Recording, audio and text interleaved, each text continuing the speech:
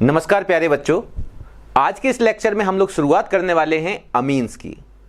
इससे पहले हम लोगों ने ऑर्गेनिक केमिस्ट्री के अपने 3 चैप्टर कंप्लीट किए, जिसमें से हेलो एल्केन हेलो एरीन था, alcohol phenol ether, aldehydes ketones and carboxylic acid. इन तीनों चैप्टर्स के हम लोगों ने 10 ईयर के PYQ को कंप्लीट कर लिया है और इस चैप्टर में हम लोग अमीन्स की शुरुआत कर रहे हैं। तो पेपर पेन लेकर बैठें, शुरुआत करते हैं। आज के इस लेक्चर में अमीन्स का पहला क्वेश्चन आपके सामने स्क्रीन पर है और क्वेश्चन लगाने के साथ साथ कॉन्सेप्ट का भी रिवीजन होगा। चलिए, सबसे पहला क्वेश्चन क्या कह रहा है? The reduction of ethane nitrile with sodium and alcohol gives. सबसे पहले इथेन नाइट्राइल की अगर मैं बात करूं तो ये क्या होता है? CH3C triple bond N। सब लोग जानते हैं नाइट्राइल एक क्या है? फंक्शनल ग्रुप है, तो कार्बन कंटेनिंग फंक्शनल ग्रुप है, तो काउंटिंग यहां से करेंगे 1 2, तो इसका नाम होगा इथेन और ई रिप्लेस इथेन, यहां से 1 पे क्या लगा है? नाइट्राइल, तो इथेन 1 नाइट्राइल, या इसी को प्यारे हम लोग क्या बोलते हैं? Ethane nitrile. ठीक है ना, यही है इथेन नाइट्राइल। ई रिप्लेस क्यों नहीं की? क्योंकि ई के जस्ट बाद AEIOU बाई और नहीं आ रहा है। ठीक है, तो इसका नाम है इथेन नाइट्राइल। ठीक है, इसका हम लोग क्या कह रहा है? रिडक्शन कराना है सोडियम विद एल्कोहल। अच्छा, मैं इस पे जाना चाहूंगा आपको थोड़ा सा एक कॉन्सेप्ट बताने के लिए। देखें, एक नज़र यहां ध्यान दें। यहां पे अगर आपको ध्यान है, एक रिडक्शन के लिए मैंने आपको बताया था, नाइट्राइल का रिडक्शन जब कराते हैं NaHG प्लस का इथेनॉल, तो इसका नाम क्या होता है प्यारे?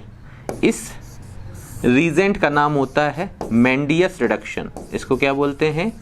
मेंडियस रिडक्शन। और इसका क्या काम होता है? आपको पता है कि ये नाइट्राइल ग्रुप को अमाइन ग्रुप में ले जाता है। अगर ये रीजेंट हम यहाँ पे यूज करें तो ये हमें क्या देता है? CH2NH2।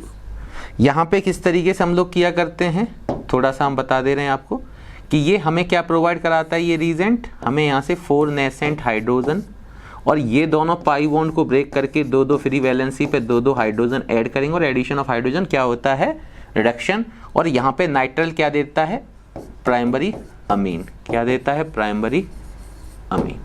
अच्छा, यहाँ पे भी आप देख सकते हैं होता कैसे है, ये भी अपने को पता होना चाहिए। यहाँ पे रिडक्शन एक्चुअली पहले क्या होता है? यहाँ पे अगर मैं यहाँ पे समझाना चाहूँ आपको कि जैसे नाइट्राइल है RC ट्रिपल बॉन्ड N, सबसे पहले रिडक्शन के लिए यहाँ से एक पाई बॉन्ड ब्रेक करोगे आप और यहाँ से पहला पाई बॉन्ड ब्रेक करके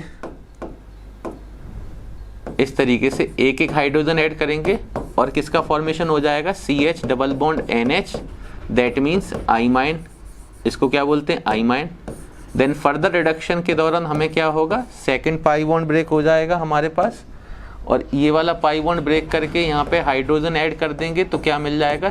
RCH2NH2। इस तरीके से, है ना, इस तरीके से हम रिडक्शन करते हैं और ये हमारे पास नाइट्राइल है, ये हमारे पास नाइट्राइल है और ये हमारे पास अमीन बन गया है। और जब कभी भी आप देख रहे हैं कि यहाँ पे CN है ना, तो CN से हमारे पास क्या बन गया? CH2NH2।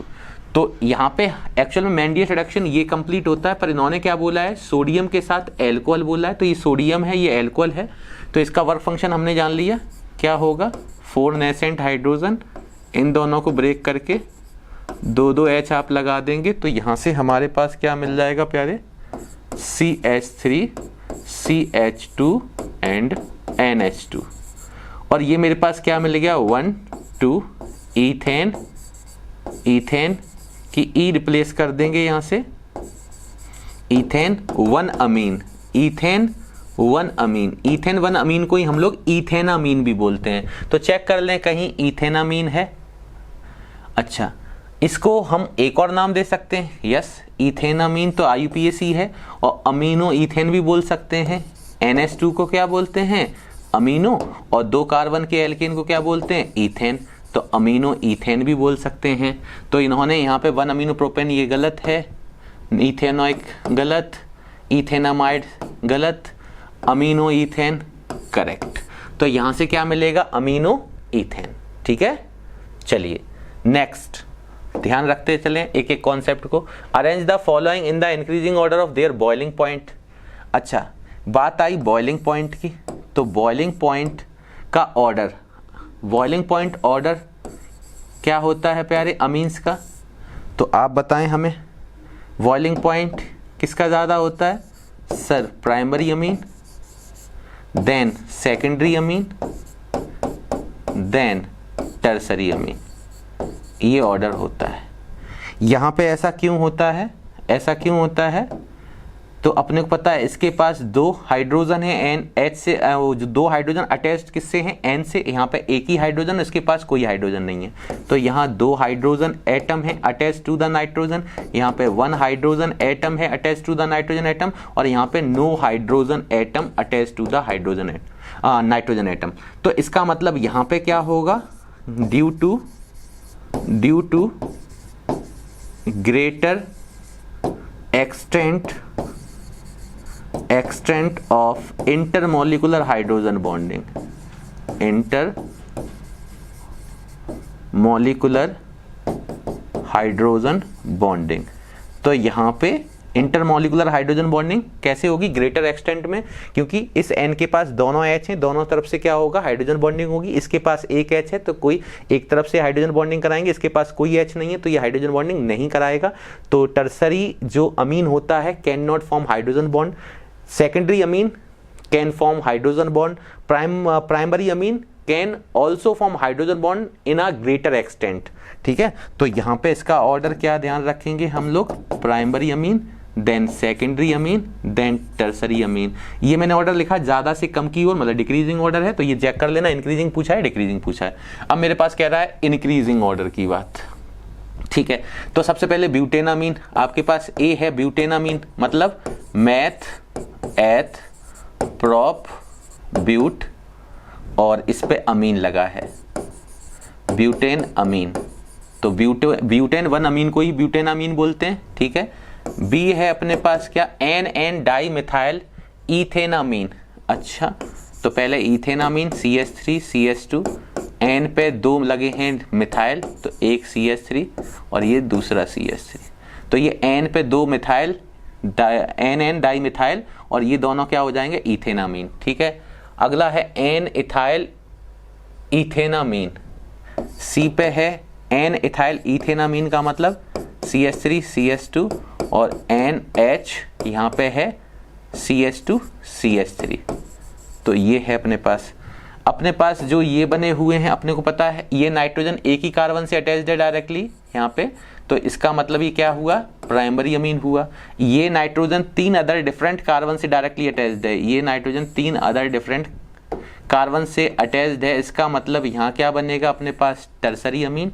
और ये नाइट्रोजन दो अदर कार्बन से डायरेक्टली अटैच्ड है, तो ये क्या बनेगा, सेकेंडरी अमीन। तो इस तरीके से हम लोगों ने पहले इसका ऑर्डर चेक कर लिया। ऑर्डर के बाद अपने को पता है कि इंक्रीजिंग ऑर्डर में लिखना है, तो सबसे पहले सबसे कम किसके पास होगा, टर्सरी अमीन, तो इसका मतलब बी सबसे पहले जाएगा, उससे ज़्यादा किसका होगा, सेकेंडरी, तो इसका मतलब सी की ओर जाएंगे। और सबसे ज़्यादा बॉइलिंग पॉइंट किसका होगा, ए का। क्यों होगा, क्योंकि greater extent of hydrogen bonding, दो हाइड्रोजन अटैच्ड है नाइट्रोजन, इसके पास एक है, इसके पास कोई हाइड्रोजन अटैच्ड नहीं है, तो यहाँ पे सबसे ज्यादा hydrogen bonding, greater extent of hydrogen bonding होगी, यहाँ पे less extent of hydrogen bonding होगी, there is no hydrogen bonding, that's why the order is BCA। ठीक है, तो मैंने इधर कॉन्सेप्ट आपको बता दिए हैं, इस चीज के अकॉर्डिंग आपको बॉइलिंग पॉइंट ध्यान रखना है। और कभी पूछा भी जाए कि कभी प्राइमरी अमीन का बॉइलिंग पॉइंट टर्सरी या सेकेंडरी से ज्यादा क्यों होता है, तो due to greater extent of intermolecular hydrogen bonding. ठीक है, चलते हैं नेक्स्ट। इसमें ये ऑप्शन कौन सा है बेटा, BCA, हम डी ऑप्शन की ओर जाएंगे। ठीक है, नेक्स्ट अगला क्वेश्चन कह रहा है कि ये मेरे पास है CH3CONS2। ठीक है, अच्छा, इथेनामाइड या एसिटामाइड बोल दो, reaction with NaOH and Br2 in alcoholic medium. सबको पता है क्या सर, ये तो फेमस रिएक्शन है, CH3CONS2 अमाइड है।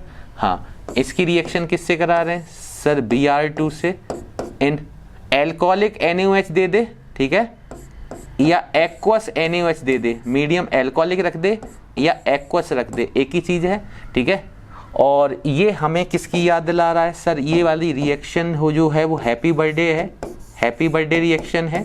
सर ये हैप्पी बर्थडे रिएक्शन क्या होती है, मैंने कहा आप बताओ, हॉफमान ब्रोमाइड डिग्रेडेशन। तो एक बार मैं आपको यहाँ बता देता हूँ, हॉफमान ब्रोमाइड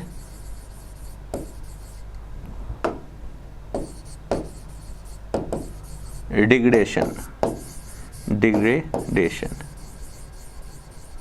तो इसी को बोलते हैं happy birthday, HBD, happy birthday reaction. इसमें क्या होता है सर, अमाइड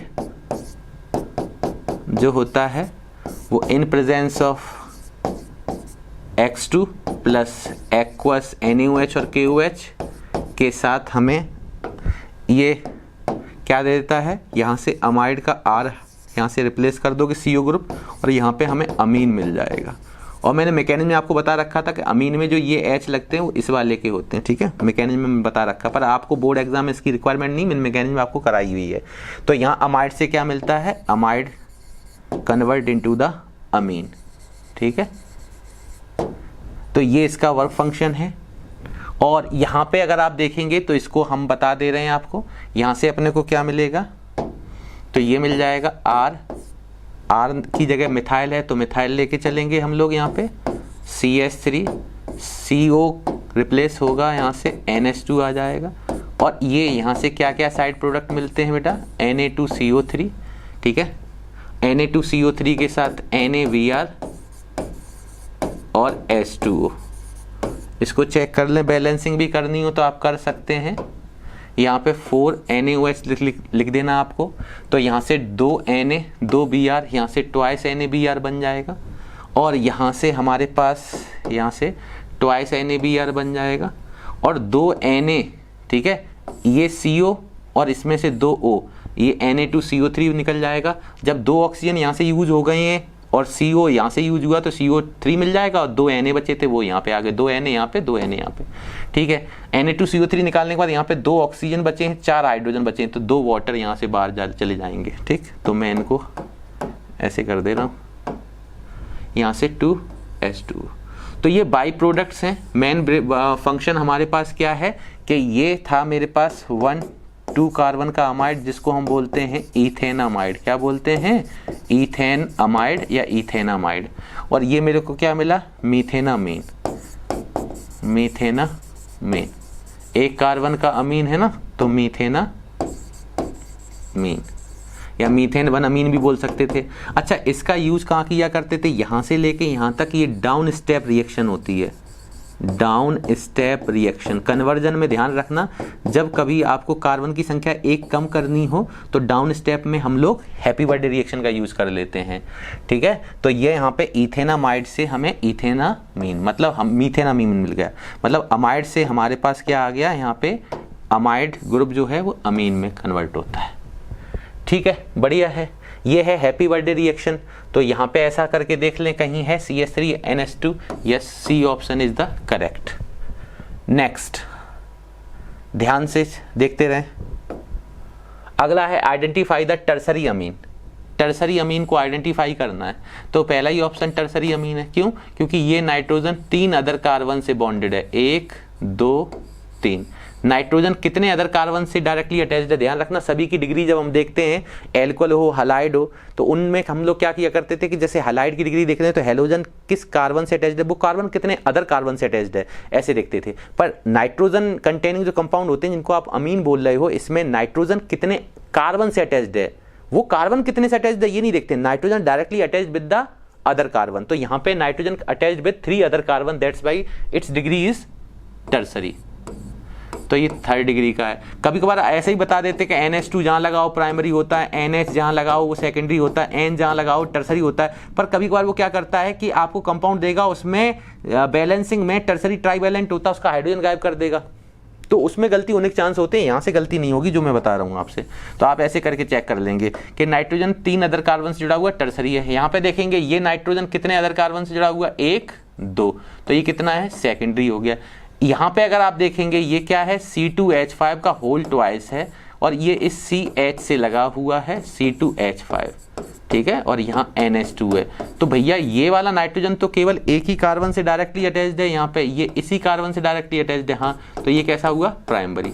हाँ, अब यहाँ पे आ जाओ, ये वाला नाइट्रोजन को देखना है, कार्बन को नहीं देखना है। नाइट्रोजन डायरेक्टली एक कार्बन से अटैच्ड है, तो ये भी कैसा हुआ? प्राइमरी। अब कुछ ऐसे मत देखना नाइट्रोजन जिस कार्बन से अटैच्ड है वो कार्बन 2 से अटैच्ड है, ये नहीं देखते नाइट्रोजन कंटेनिंग में, ठीक है। नाइट्रोजन डायरेक्टली कितने कार्बन से अटैच्ड है वो उसकी डिग्री हो जाती है अमीन की, ठीक है। तो यहाँ पे टर्सरी अमीन पूछा था, वो कौन हुआ? A option. Next, propanamide on reaction with bromine, अभी बताया था ब्रोमीन इन एक्वस हो या एल्कोहलिक हो बेस, तो प्रोपेनामाइड का मतलब अमाइड है, मैथ एथ प्रोपेनामाइड ये हो गया। इसकी रिएक्शन जब भी हम कराएंगे Br2 प्लस एक्वस NaOH या KOH के साथ, अभी बताया था बेटा, बताओ ये कौन सी रिएक्शन है? Happy birthday reaction, Hofmann bromide degradation, 4 mole. यहाँ से क्या होगा? ये CO ग्रुप को यहाँ से रिप्लेस करके अमाइड से अमीन बना दोगे आप, तो यहाँ पे हमारे पास क्या मिल जाएगा? CH3 CH2 और यहाँ पे NH2। स्टेप डाउन रिएक्शन है, मतलब कार्बन की संख्या यहाँ 3 है तो यहाँ 2 हो जाएगी, ठीक है। और बाई प्रोडक्ट सेम होते हैं, ठीक है। क्या क्या होते हैं? Na2CO3 ट्वाइस NaBr, है ना, और ट्वाइस H2O, ये बाई प्रोडक्ट हैं, ये हमेशा कॉमन रहते हैं, ठीक। और यहाँ पे हमें मिलने वाला अमीन ये मिल गया, तो ये क्या था? प्रोपेनामाइड। ये क्या था? प्रोपेनामाइड। यहाँ प्रोपेनामाइड है आपके पास 1 2 3 कार्बन का अमाइड है, और यहाँ पे 2 कार्बन की अमीन मिलेगी, एक कार्बन लेस की मिलती है, तो यहाँ पे क्या मिल जाएगा? इथेनामीन। इथेनामीन, तो देखें कहीं है इथेनामीन? यस, इथेनामीन ये आ जाएगा अपने पास, तो ये option B is correct. Okay, next अगला क्वेश्चन कह रहा है among the following which has the highest value of pKb। तो प्यारे आपको एक चीज ध्यान है क्या? Lower value of pKb indicates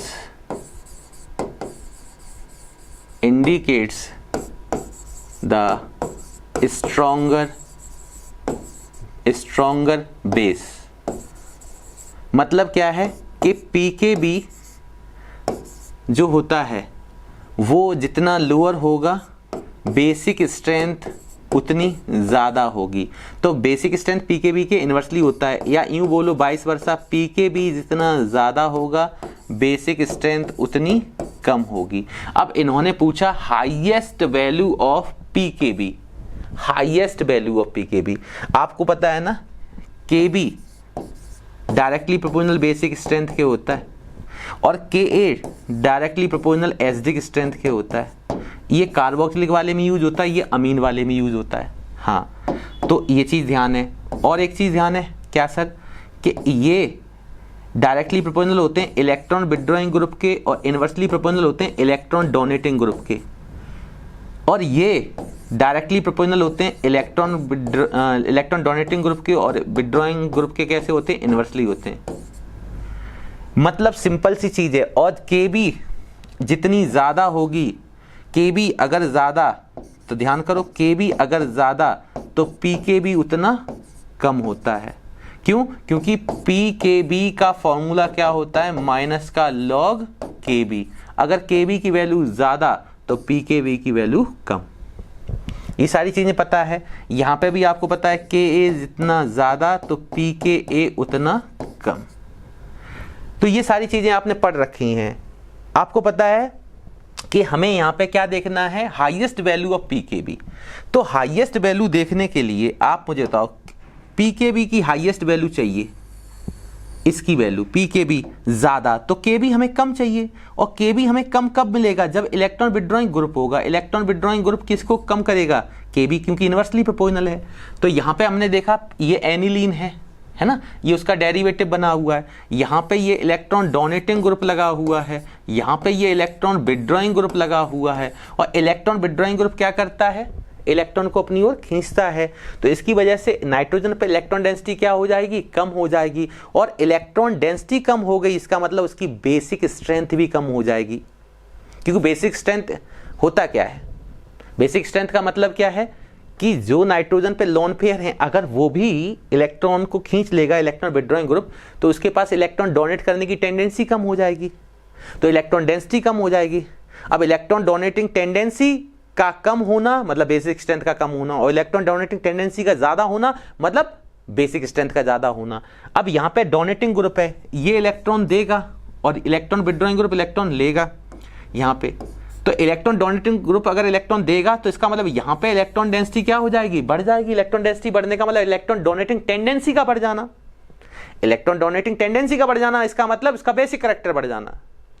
और यहां पे प्यारे, यहां पे क्या है, इलेक्ट्रॉन खींचेगा अपनी ओर, तो यहां पे इलेक्ट्रॉन डेंसिटी कम हो जाएगी। इलेक्ट्रॉन डेंसिटी कम होने का मतलब है इलेक्ट्रॉन डोनेटिंग पावर कम हो जाना। अब इलेक्ट्रॉन डोनेट करने की टेंडेंसी कम हो जाएगी तो फिर बेसिक स्ट्रेंथ कम हो जाएगी। और बेसिक स्ट्रेंथ कम होने का मतलब है, बोलो ये क्या करेगा, ये क्या करेगा, इसकी वजह से बेसिक स्ट्रेंथ कम होने का मतलब है इलेक्ट्रॉन डोनेटिंग विड्रॉइंग ग्रुप क्या करता है, बेसिक स्ट्रेंथ कम करता है। क्यों, क्योंकि इलेक्ट्रॉन डेंसिटी यहां पे क्या हो जाएगी, यहां पे इलेक्ट्रॉन डेंसिटी कम हो जाएगी। ये इलेक्ट्रॉन खींच लेगा अपनी ओर, तो इलेक्ट्रॉन डेंसिटी अगर कम हो जाएगी तो इसका मतलब है इसकी इलेक्ट्रॉन डोनेटिंग टेंडेंसी भी क्या हो जाएगी, कम हो जाएगी। इसका मतलब इसकी बेसिक स्ट्रेंथ भी कम हो जाएगी। अब बेसिक स्ट्रेंथ कम होने का मतलब क्या है कि बेसिक स्ट्रेंथ के डायरेक्टली प्रोपोर्शनल क्या है, केबी, तो केबी की वैल्यू भी कम हो जाएगी। और केबी की वैल्यू कम होने का मतलब क्या है, केबी जितना क्या हो जाएगा ज्यादा तो पीकेबी कम। अब रिवर्स करो कि केबी जितना कम तो पीकेबी उतना ज्यादा। अभी बताया था ये ज्यादा तो पीकेबी कम, और केबी अगर कम तो पीकेबी उतना ज्यादा, क्योंकि पीकेबी केबी के इनवर्सली है, नेगेटिव साइन है ना, केबी है यहाँ पे, नेगेटिव लॉगरिथम ऑफ केबी है। तो ध्यान रखना बहुत आराम से, इलेक्ट्रॉन विड्रॉइंग ग्रुप क्या करता है, electron density on nitrogen atom को क्या कर देता है, डिक्रीज कर देता है। दैट्स वाई इसकी इलेक्ट्रॉन डोनेटिंग टेंडेंसी भी क्या हो जाती है, कम हो जाती है। तो इसकी बेसिक स्ट्रेंथ भी क्या हो जाती है, कम हो जाती है। बेसिक स्ट्रेंथ कम होने का मतलब केबी भी कम हो जाएगी, तो पीकेबी बढ़ जाएगी। तो पीकेबी बढ़ जाएगी किसकी होगी, डी ऑप्शन की, जहां पे इलेक्ट्रॉन विड्रॉइंग ग्रुप लगा है। तो यहां पे हम किसकी ओर चलेंगे, बी ऑप्शन की तरफ। ये मैंने कॉन्सेप्ट रिवाइज करने के लिए ये सारी चीजें लिखी हुई हैं, ये सारी चीजें आपकी कॉन्सेप्ट को रिवाइज करने के लिए क्वेश्चन। अब वो यहां पे हाईएस्ट की जगह लोएस्ट कर दे तो लोएस्ट लोअर पीकेबी वैल्यू कर देगा तो स्ट्रॉन्गर बेस देख लेना।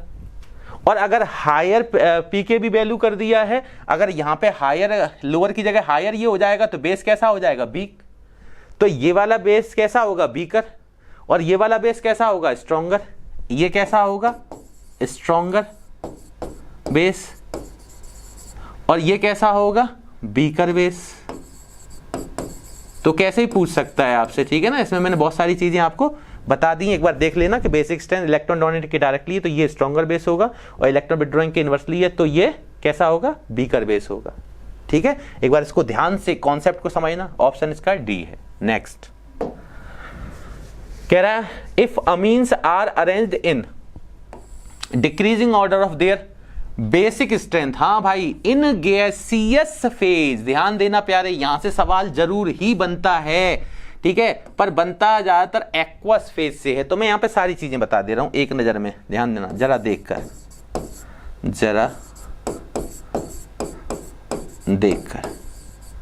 क्या प्यारे देखना है। ये किसका ऑर्डर चल रहा है, basic strength order, basic strength order. तो बेसिक स्ट्रेंथ का जो ऑर्डर होता है उसके लिए हमें क्या क्या चीज ध्यान होनी चाहिए। पहला, in gaseous phase, in gas phase लिख दे या गैसियस फेज लिख दे। में बेसिक स्ट्रेंथ का ऑर्डर होता है टर्सरी अमीन, ठीक है, टर्सरी, सेकेंडरी और प्राइमरी अमीन। कैसे, यहां पे ध्यान रखना, R3N, then R2NH, then RNH2, और इससे सबसे कम होती अमोनिया की सब डेरिवेटिव, तो यहां अमोनिया भी लिखा होगा। तो यहां पे ऐसा क्यों हुआ, बेसिक स्ट्रेंथ का ऑर्डर ये क्यों हुआ, तो यहां पे ध्यान रखना due two plus I effect, plus I effect. यहां पे 3 डोनेटिंग ग्रुप R लगे हुए हैं, तो ये तीनों के तीनों इलेक्ट्रॉन को देंगे, तो डोनेट करेंगे तो नाइट्रोजन पे इलेक्ट्रॉन डेंसिटी बढ़ जाएगी। अब इलेक्ट्रॉन डेंसिटी जितनी नाइट्रोजन पे बढ़ जाएगी उसकी इलेक्ट्रॉन डोनेटिंग टेंडेंसी बढ़ जाएगी। इलेक्ट्रॉन डोनेटिंग टेंडेंसी बढ़ने वाला बेसिक स्ट्रेंथ का बढ़ना। बट सवाल जो गलत कराता है इसमें तो यही पूछा है, बट जहां से सवाल गलत होता है वो भी ध्यान रखना। सेकंड क्या है यहां पे, इन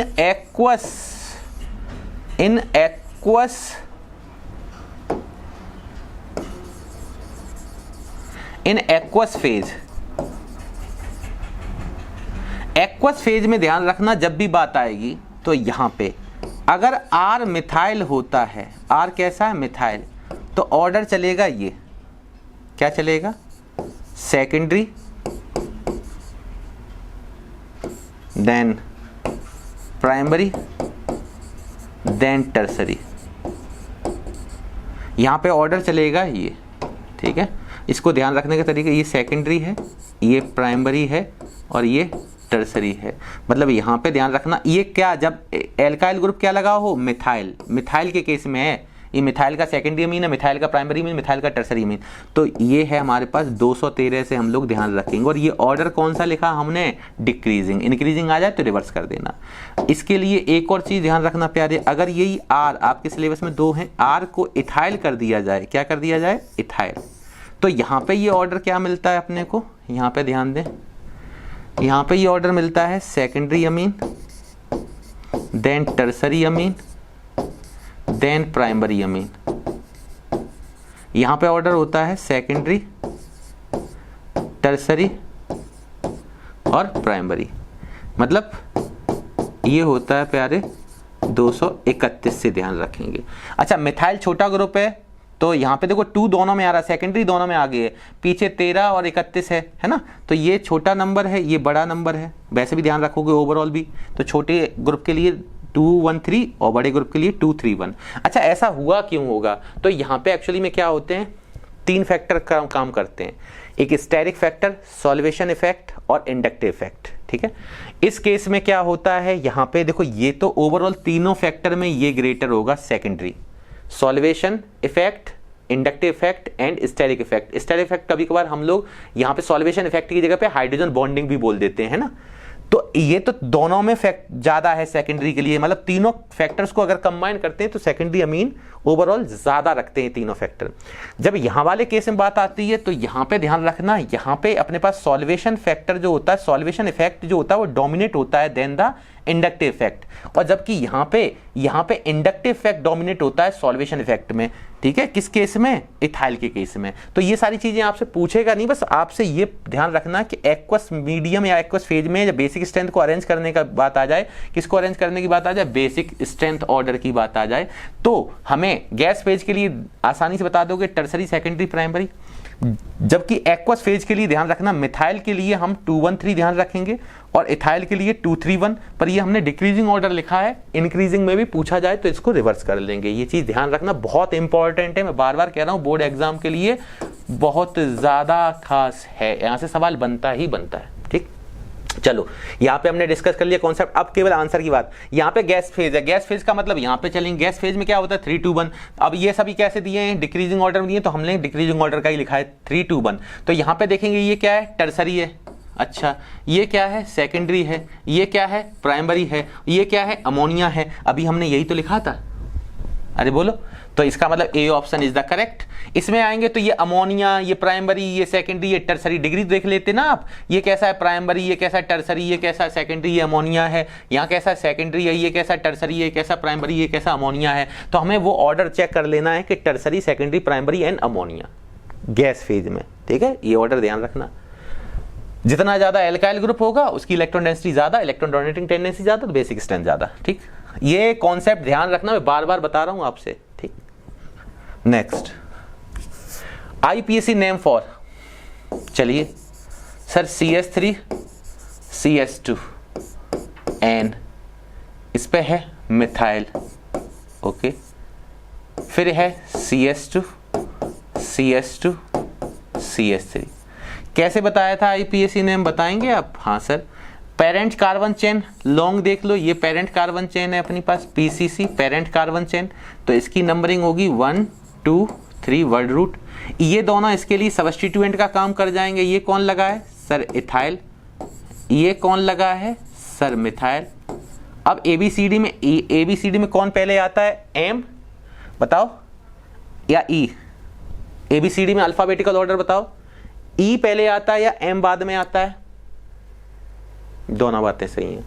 तो हम अल्फाबेटिकल ऑर्डर से लिखेंगे, तो एन पे इथाइल लगा है तो इसका नाम हो जाएगा एन इथाइल। क्या नाम होगा? N ethyl. फिर एन पे ही मिथाइल लगा है तो इसको बोलेंगे एन मिथाइल। फिर 3 कार्बन के वर्ड रूट को क्या बोलते हैं? प्रोपेन। क्या बोलते हैं? प्रोपेन। तो ये हो गया, बोलो N ethyl, N methyl, propane. और एक चीज बताओ, इसके फर्स्ट पे ये एन लगा हुआ है तो ये अमीन भी तो होगा, तो इसका मतलब इस ई को रिप्लेस करके हम प्रोपेन 1 पे लगा है अमीन, तो प्रोपेनामीन। ठीक है, ऐसा कई ऑप्शन है, N ethyl, N methyl, propane 1 amine. Propane की 1 पे ही NH लगाई, अगर यहाँ पे H कर देते तो NH2 अमीन हो जाता ना, तो ये चीज है अपने पास। तो ये option N ethyl, N methyl, propane 1 amine, ये ऑप्शन है correct. B option is the correct. Next, अगला, आइडेंटिफाई द प्राइमरी अमीन। अब प्राइमरी ये बेटा कैसा है? एन से 3 इथाइल जुड़े हुए हैं, टर्सरी। एन से 2 कार्बन से अटैच्ड है, 2 कार्बन से अटैच्ड है तो ये कैसा होगा? सेकेंडरी। ये एन 1 कार्बन से अटैच्ड है तो कैसा होगा? प्राइमरी। और ये 3 से अटैच्ड है तो कैसा होगा? टर्सरी। इसको देख रहे हो ना, CH3 CH2 NH2, तो ये नाइट्रोजन डायरेक्टली कितने कार्बन से अटैच्ड है? 1 कार्बन से है। जबकि यहाँ पे ये नाइट्रोजन कितने से अटैच्ड है? देखो तीनों तरफ क्या लगे हैं? इथाइल, C2H5 C2H5 C2H5, तो यहाँ 3 कार्बन से डायरेक्टली अटैच्ड है। इस तरीके से देख लेते हैं, ठीक है ना। तो यहाँ पे हमसे पूछा था प्राइमरी अमीन, तो कौन सा होगा बेटा? C option. कौन सा होगा? C option. पीछे अभी बता चुके हैं क्वेश्चन में कि नाइट्रोजन कितने अदर कार्बन से डायरेक्टली अटैच्ड होता है। नाइट्रोजन को देखना डायरेक्टली अटैच कितने कार्बन से है, तो वो उसकी डिग्री कहलाती है। तो यहाँ नाइट्रोजन 1 कार्बन से डायरेक्टली अटैच्ड है। अब ये मत कहना कि ये 2 कार्बन दिख रहे हैं, कार्बन 2 दिख रहे हैं, पर ये वाला तो इसी 1 से ही डायरेक्टली अटैच्ड है ना, इसलिए क्या हो जाएगा? प्राइमरी। ठीक है, चले next. When alkyl iodide is treated with large excess of ammonia, then the major product obtained. Quaternary ammonium salt. Quaternary ammonium salt देख सकते हैं, एल्काइल आयोडाइड किसके साथ? अमोनिया के साथ। सबको पता है अमोनिया, हम इस तरीके से देखते हैं, अमोनिया की रिएक्शन हो रही है एल्काइल आयोडाइड के साथ। हाँ सर, तो यहाँ से अपने को पता है क्या मिलना है सर, यहाँ से लोन पेयर ये अटैक करके आयोडाइड को बाहर करेगा, और यहाँ पे मेरे पास क्या मिल जाएगा?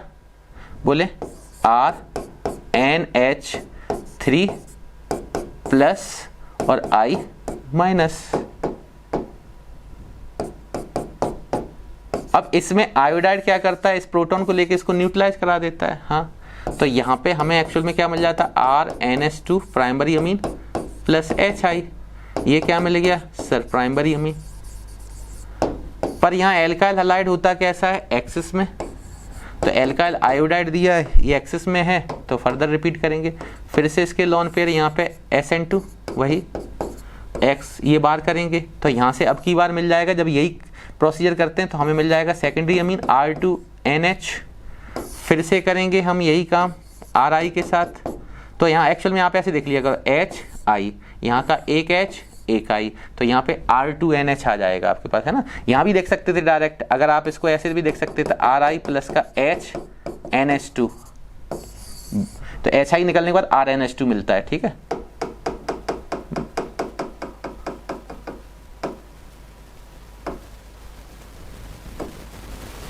तो यहाँ पे मेरे पास नेक्स्ट क्या आ जाएगा? टर्सरी। यहाँ पे अभी भी मेरे पास क्या है? लोन पेयर बकाया है, तो यहाँ पे फिर से RI आएगा, और अभी ये लोन पेयर अटैक करके SN2 यहाँ से आयोडाइड निकालेगा, तो ये R4N प्लस और I माइनस बना देगा।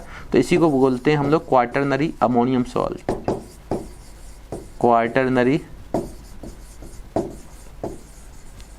अमोनियम सॉल्ट, ठीक है। इस तरीके से जो पहले स्टेप में हमने दिखाया वही सभी स्टेप्स में सेम पैटर्न में मैकेनिज्म रिपीट होती है। और डायरेक्ट करना चाहो तो मैंने उसका तरीका बता दिया आपको। यहाँ पे आपको अमोनिया को इस तरीके से लिखना है NH2H और RI को इस तरीके से लिखना है और यहाँ से HI निकालेंगे तो RNH2 बन जाएगा।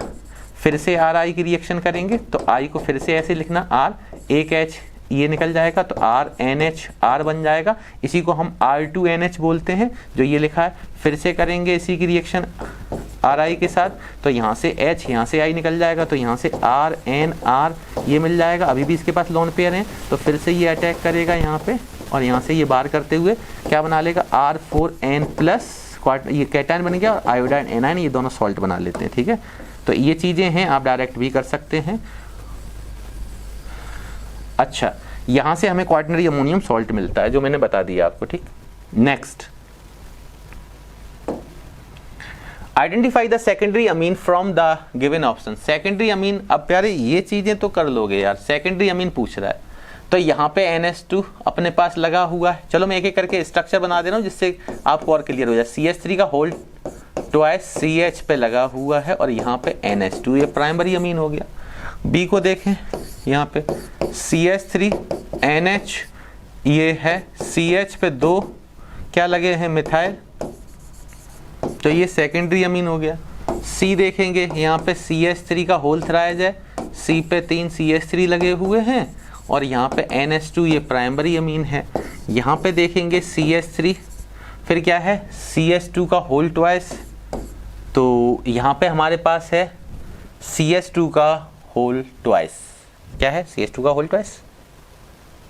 अच्छा, तो कोई नहीं, CH3 CH2 CH2 और फिर NH2, CH2 का होल ट्वाइस यही तो है। तो ये हमारे पास चीजें हैं। इसमें अगर आप देखेंगे तो ये नाइट्रोजन कितने कार्बन से डायरेक्टली अटैच्ड है? एक से, तो प्राइमरी है। ये नाइट्रोजन भी एक कार्बन से डायरेक्टली अटैच्ड है तो ये भी प्राइमरी है। ये नाइट्रोजन 2 कार्बन से डायरेक्टली अटैच्ड है तो ये सेकेंडरी है। और यहाँ पे ये नाइट्रोजन 1 कार्बन से डायरेक्टली अटैच्ड है तो ये भी प्राइमरी है। हमसे पूछ रहा है सेकेंडरी, तो बी ऑप्शन इज करेक्ट, ये वाला। ठीक है, नेक्स्ट कह रहा है amide can be converted into the amine. अभी मैंने बताया amide can be converted into the amine by the reaction Hofmann bromide degradation. Happy birthday reaction अभी मैंने बताया, हॉफमान ब्रोमाइड डिग्रेडेशन। ठीक है, आपको मैं फिर भी बता दे रहा हूं हॉफमान ब्रोमाइड डिग्रेडेशन में क्या होता है। आप बताओ, HBZ में क्या SBD में क्या करते थे हम लोग? अमाइड, इसको अमाइड से क्या बनाते थे, ध्यान करो, अमाइड से happy birthday reaction Br2 plus aqueous KOH या NaOH क्या करेगा, इसको अमीन में कन्वर्ट कर देता है RNH2। यहाँ RCONH2 का क्या हो जाएगा RNH2। अगला है कार्बाइलेशन, कार्बिल अमीन। कार्बिल अमीन टेस्ट पढ़ा है कैट। कार्बिल अमीन टेस्ट में क्या होता था बताओ? यहाँ पे हमारे पास क्या मिलता था, ये आइसोसाइनाइड टेस्ट देता है। क्या देता है? RNH2 को यहाँ से क्लोरोफॉर्म CHCl3 प्लस KOH के साथ जब रिएक्शन कराते हैं तो यहाँ से हमें RNC foul smelling isocyanide test या कार्बिल अमीन टेस्ट या कार्बाइलेशन या कार्बिल अमीन इसी को बोलते हैं ना, तो ये मिल जाएगा अपने पास। अमोनोलिसिस में अभी पीछे बताया हमने क्या कि अमोनिया की रिएक्शन हम कराते हैं एक्सिस ऑफ किसके साथ, SN2 रिएक्शन कराते हैं और ये एल्किल हैलाइड यहाँ पे किस में होता है, एक्सिस में होता है और यहाँ से क्वाटनरी अमोनियम सॉल्ट मिलता है। और डाई एजोटाइजेशन में आप जानते हैं क्या करते हैं हम लोग, एनिलीन की रिएक्शन कराते हैं HNO2 के साथ 0 to 5 डिग्री सेल्सियस पे, तो वहाँ से हमें डाइनियम सॉल्ट मिलता है बेंजीन के ऊपर N2 प्लस Cl-। तो ये सारी चीज़ें हम लोगों को पता है। तो अमाइड से अमीन में कन्वर्जन तो कौन करता है, ये अमाइड से, यहाँ पे जो है ये अमाइड है, ये अमीन है, तो ये हैप्पी बर्थडे रिएक्शन का ही काम है। ठीक है ना, तो बाद बाकी मैंने सारी चीज़ें बता दी हैं आपको एक बार, और आगे जहाँ जहाँ आएगी वहाँ रिएक्शन मैं आपको करा के ही चलूँगा। ठीक है, चल नेक्स्ट कह रहा है an amine X react with Hinsberg reagents. Okay, X एक अमीन है, ये एक अमीन है, ठीक है सर, इसकी रिएक्शन कराते हैं हिंसबर्ग रीजेंट से, HR लिख दे रहा हूं हिंसबर्ग रीजेंट के साथ। And the product obtained is soluble in alkali. जो प्रोडक्ट बन रहा है वो प्रोडक्ट क्या है, सॉल्युबल है इन एल्कली, सॉल्युबल इन एल्कली। तो अगर आपको हिंसबर्ग रीजेंट के बारे में पता है, ये पीछे भी पार्ट में करा चुका हूँ, एक क्वेश्चन बहुत डिटेल में हिंसबर्ग रीजेंट के बारे में बताया था। तो आपको इतना ध्यान आ गया होगा कि हिंसबर्ग रीजेंट जो होता है वो क्यों यूज करते हैं, बोलो। हिंसबर्ग रीजेंट क्या होता है प्यारे? सर हिंसबर्ग रीजेंट होता है benzene sulfonyl chloride, benzene S double bond O यहाँ पे Cl, this is called benzene sulfonyl chloride, benzene sulfonyl chloride को हिंसबर्ग रीजेंट बोलते हैं।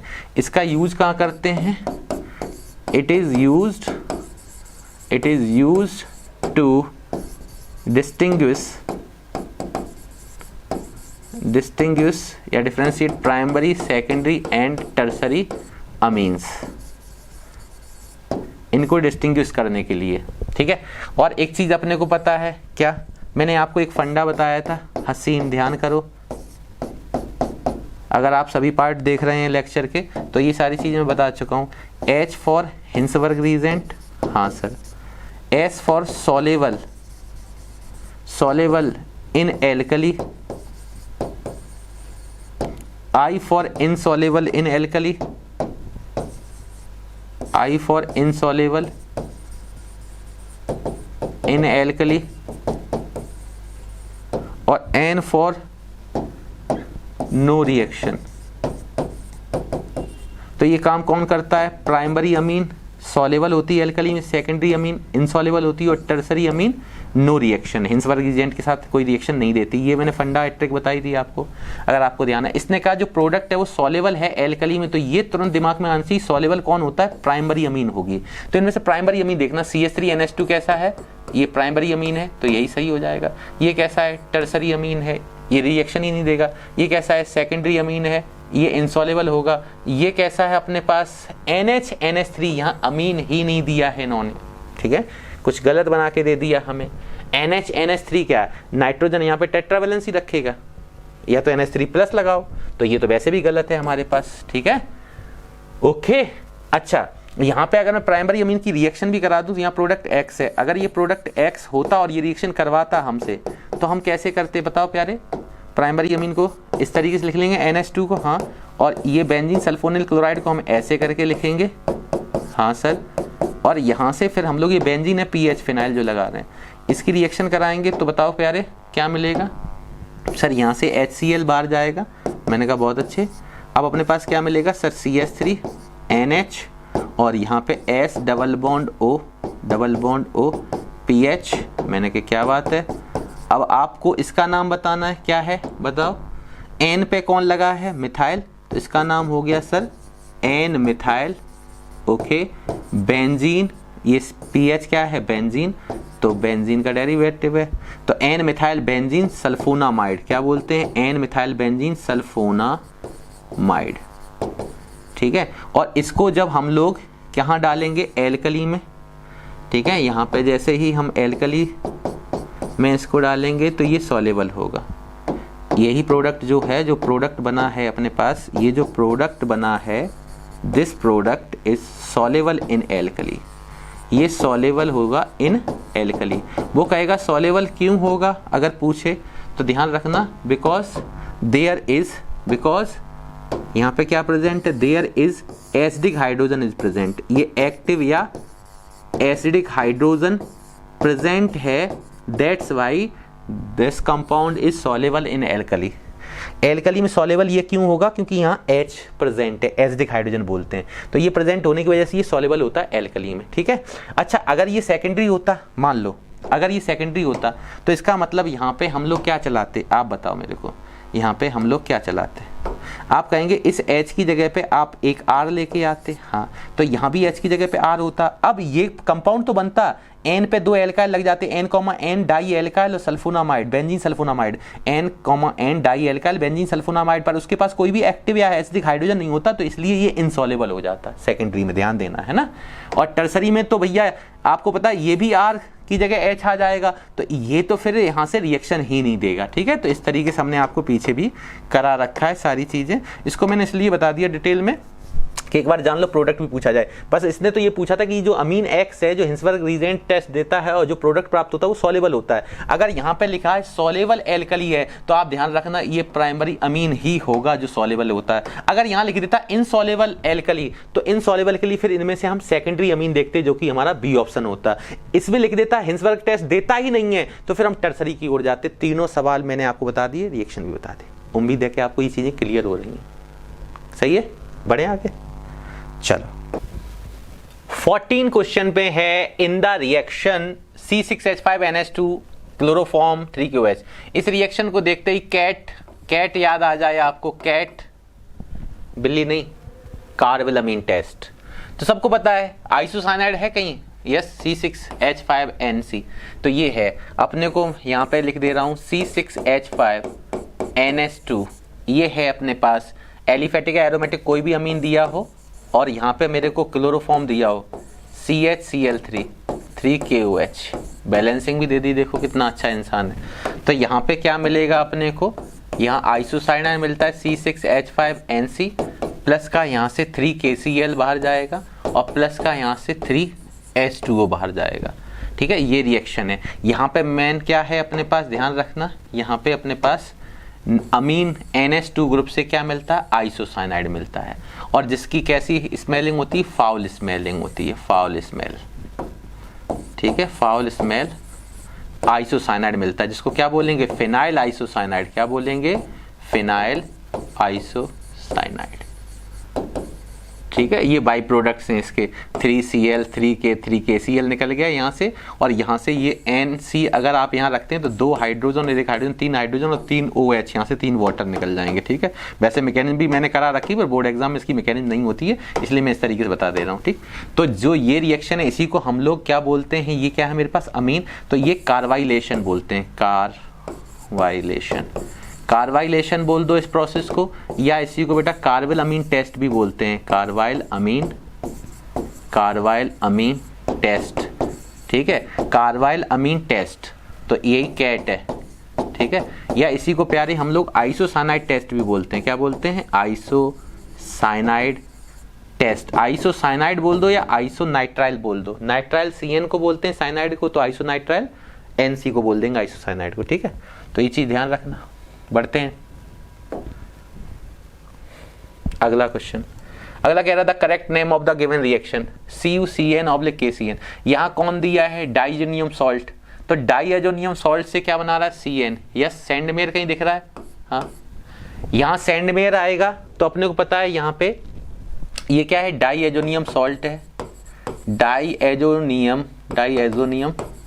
सॉल्ट। इसकी रिएक्शन हम लोग CuCN से करा रहे हैं इन प्रेजेंस ऑफ KCN। यहाँ HCN नहीं लेते, बीकर एसिड होता, ध्यान है अपने पास। ठीक है, जैसे यहाँ पे हमारे पास क्या दे दिया है, बोलो CuCN, तो अपने पास अगर CuCN है तो यहाँ पे साइनाइड ग्रुप जाके लगेगा और N2 बाहर हो जाएगा, तो ये मेरे पास सैंडमेयर में है। और यहाँ पे कभी अगर गाटरमैन भी दे दे तो घबराना मत, वहां कॉपर पाउडर होता है। क्या होता है, कॉपर पाउडर होता है, ये ध्यान रखना।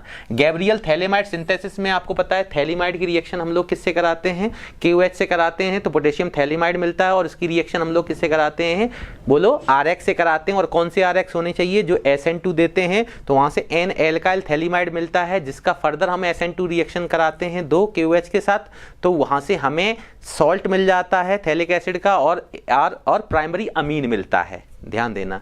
तो ये रिएक्शन थी।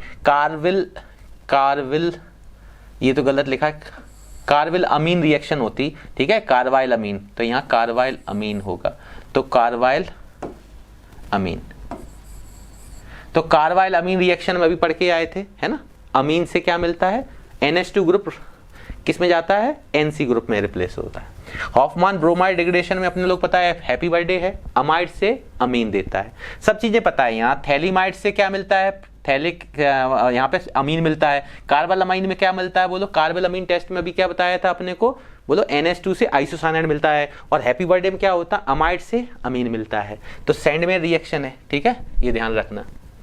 नेक्स्ट यहां पे आया, अब देखो यहां पे कॉपर पाउडर दे दिया है। अभी मैं इसी का बात कर रहा था, गाटरमैन कहीं दिख रहा है, यस। ये सैंडमेयर नहीं होगा अगर कहीं दे दे। और इनके बारे में आपको पता है हॉफमैन ब्रोमाइड डिग्रेडेशन, मुझे बताते चलो हॉफमैन ब्रोमाइड डिग्रेडेशन एक बार जल्दी जल्दी से रिवीजन करते हैं। तो ये क्या होता है सर, अमाइड से, यहाँ पे अमाइड से हमें अमीन मिलता है NH2। अब यहाँ R लिख लोगे तो यहाँ R आ जाएगा, AR लिख दोगे तो AR आ जाएगा, और रीजेंट भी डाल लो, यहाँ पे क्या आ जाते हैं बताओ, रीजेंट। अमाइड से हम अमीन बनाते हैं, क्या बनाते हैं, अमाइड से अमीन बनाते हैं। तो यहाँ हैप्पी बर्थडे रिएक्शन में ध्यान है अपने को, Br2 प्लस सेकंड क्या होता है, एक्वस, एल्कोहलिक या एक्वस, KOH या NaOH, कुछ भी लिख सकते हो, KOH या NaOH।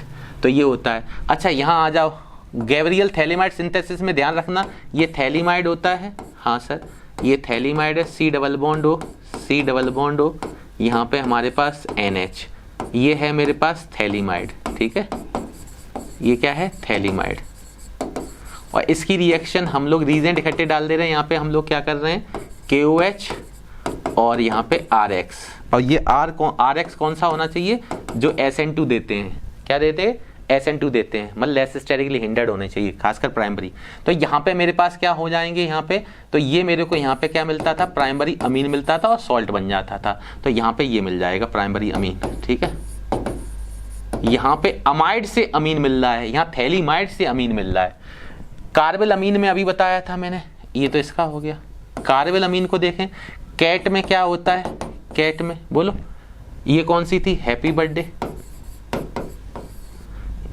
ये कौन सी है, हैप्पी बर्थडे, ये कार्बल अमीन। कार्बल अमीन में भी क्या बताया था मैंने, बताओ, यहाँ पे मेरे पास RNH2 जो होता है in presence of chloroform, and second one is base KOH या NaOH, तो इसके साथ ये क्या देता है, RNC देता है। तो यहाँ ये अमीन से आइसोसाइनाइड देता है, ठीक है, अमीन से क्या देता है, आइसोसाइनाइड। और गाटरमैन में पता है क्या होगा, ये डाइजीनियम सॉल्ट से क्या देगा, हेलोबेंजीन। अब यहाँ पे Cu पाउडर के साथ HBr है तो ब्रोमोबेंजीन मिलेगा, HCl होता तो क्लोरोबेंजीन मिल जाता, HCN होता तो साइनोवेन, इस तरीके से चलता है। और ध्यान रखना, अगर यहाँ पे कॉपर पाउडर की जगह पे Cu2Cl2 दे दे या Cu2Br2 दे दे तो फिर हम लोग क्लोरोबेंजीन ब्रोमोबेंजीन बना लेते थे, और अभी साइनोबेंजीन बनाया ही था, तो वो सैंडमेयर है। और Cu2Cl2 ना करके कॉपर पाउडर दे दे, है ना, रेट ऑफ रिएक्शन फास्टर हो जाती है। जब कभी क्या करते हैं हम लोग, मेटल का पाउडर फॉर्म लेके चलते, सरफेस एरिया बढ़ जाता है, केमिकल रिएक्शन की रेट बढ़ जाती है, ये सारी चीजें पढ़ चुके हैं। तो ये मॉडिफाई हुआ है सैंडमेयर की, तो उसको बोलते हैं गाटरमैन। तो ये गाटरमैन पे जाएंगे, ठीक है। In which of the following solvent this compound, अब पहली बात तो ये क्या है, C4H8NH3 प्लस यहां होता है X माइनस, तो ये क्वाटरनरी अमोनियम सॉल्ट है, ये सबको पता है, ये क्या है, एक क्वाटरनरी अमोनियम सॉल्ट है। क्या है, क्वाटरनरी अमोनियम सॉल्ट है, क्वाटरनरी अमोनियम सॉल्ट है। तो ये किसमें सॉल्युबल होगा, ये कह रहा है किसमें सॉल्युबल है। सबसे पहले क्वाटरनरी अमोनियम सॉल्ट कैसा होता है, आयनिक कंपाउंड होता है। ये कैसा होता है, आयनिक कंपाउंड होता है। और आयनिक कंपाउंड क्या होंगे, हाईली पोलर इन नेचर होते हैं। ये पोलर, हाईली पोलर होंगे, हाईली पोलर इन नेचर। अच्छा, हाईली पोलर होंगे नेचर में, तो पोलरिटी, जो पोलर सॉल्वेंट होगा, वाटर से अच्छा यूनिवर्सल सॉल्वेंट क्या होता है, ये मोस्ट लाइकली सॉल्वेंट होता है, मोस्ट लाइकली सॉल्वेंट, जिसको आप यूनिवर्सल सॉल्वेंट भी बोलते हैं। क्या बोलते हैं, यूनिवर्सल सॉल्वेंट। पर आपको अगर लगे पोलरिटी ऑर्डर अगर आपको देखनी है, तो पोलरिटी ऑर्डर अगर इनमें देखनी है तो आप ध्यान रखना, एक अपने पास वाटर है, सबसे ज्यादा पोलर होगा, उसके बाद अपने पास एसीटोन है, एसीटोन इससे लेस पोलर होगा, ठीक है, यहाँ एसीटोन है। फिर कौन है, ईथर, ये उससे भी लेस कैसा होगा, ये इससे भी लेस पोलर होगा, ईथर है, ऑर्गेनिक सॉल्वेंट है ना। और ये इसके बाद ब्रोमीन, ब्रोमीन वाटर बेटा हम लोग यूज करते थे, ध्यान है, ये Br2 plus H2O, this reagent is use to detect या टेस्ट फॉर अनसैचुरेशन के लिए इसका यूज करते थे। इसका यूज किसके लिए करते थे, test for unsaturation, test for unsaturation. तो इसका तो कोई काम ही नहीं सॉल्युबिलिटी में, अनसैचुरेशन, ठीक है। तो ये चीजें हैं। तो वाटर की पोलरिटी सबसे ज्यादा है, और वाटर एक मोस्ट लाइकली सॉल्वेंट है, और जो कैसा होता है, हाईली पोलर इन नेचर होता है। और लाइक डिसॉल्व लाइक से देखेंगे तो पोलर पोलर में जल्दी डिसॉल्व हो जाएगा, लाइक डिसॉल्व लाइक। तो तो ये हाईली पोलर है, ये भी मोस्टली लाइकली सॉल्वेंट है, वो भी पोलर इन नेचर है, तो लाइक डिजॉल्व लाइक में क्या होगा, polar dissolve in polar solvent. तो B C option is the correct. Next,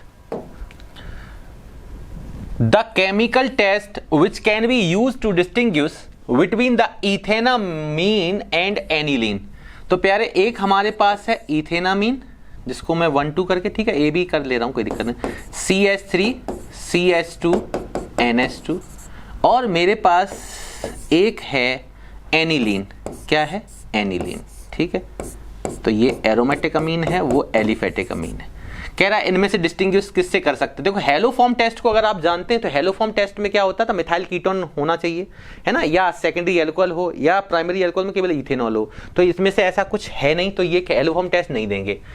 Tollens test के लिए क्या होना चाहिए कि both aliphatic and aromatic aldehyde can reduce to the Tollens reagent. तो टॉलेंस टेस्ट के लिए एलिफेटिक एरोमेटिक एल्डिहाइड होना चाहिए, तो इनमें से कोई भी CHO ग्रुप वाला है ही नहीं, ठीक है, तो ये भी टेस्ट नहीं दे सकते। हिंसबर्ग टेस्ट, हिंसबर्ग टेस्ट में अभी मैंने पीछे भी बताया था हसीन करके कि हिंसबर्ग प्राइमरी जो अमीन होता है वो हमें क्या जो प्रोडक्ट देता है वो सॉल्युबल होता है एल्कली में। प्रोडक्ट कौन सा होता है, एन एल्काइल बेंजीन सल्फोनामाइड।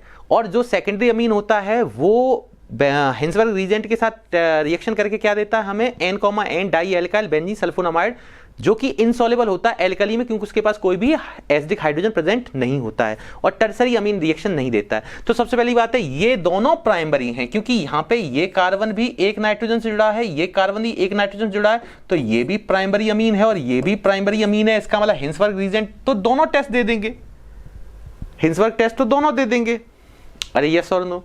तो इस केस में फिर हम इससे डिफरेंशिएट कैसे कर पाएंगे इनको, इसलिए इसको लेके नहीं चलेंगे। ये देगा दोनों टेस्ट पर इसको ये डिफरेंशिएट नहीं कर पाएगा। फिर बचा कौन सा, एजोडाई टेस्ट, इसको देख लेते हैं। एजोडाई टेस्ट में क्या होता है कि यहां पे सबसे पहले हम लोग क्या करेंगे, HNO2 कराएंगे।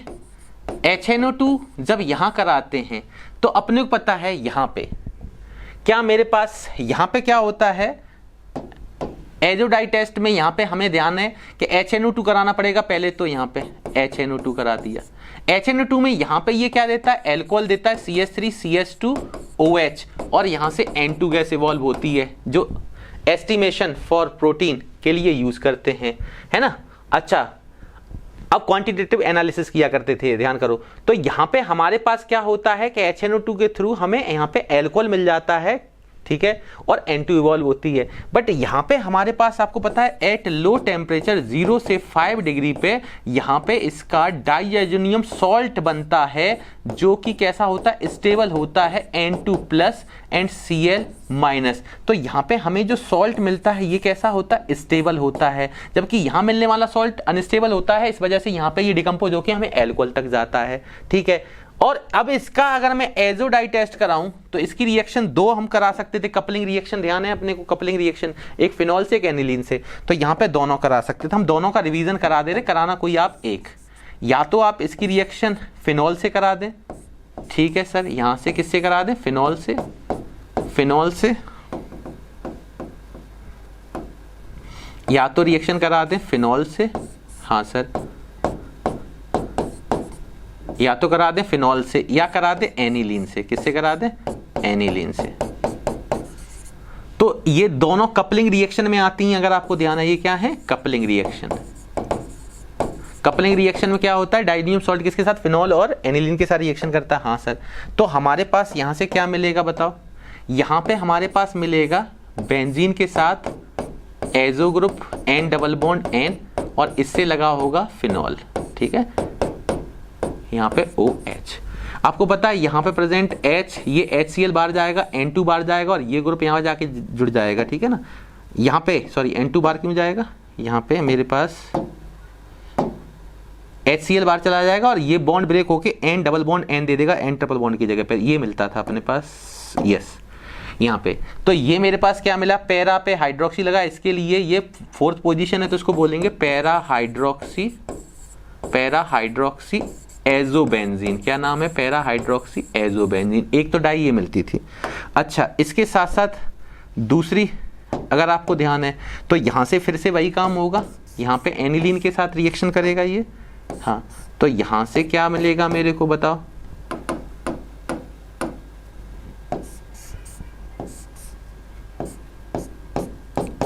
N डबल बॉन्ड N और यहां पे मिलेगा मेरे पास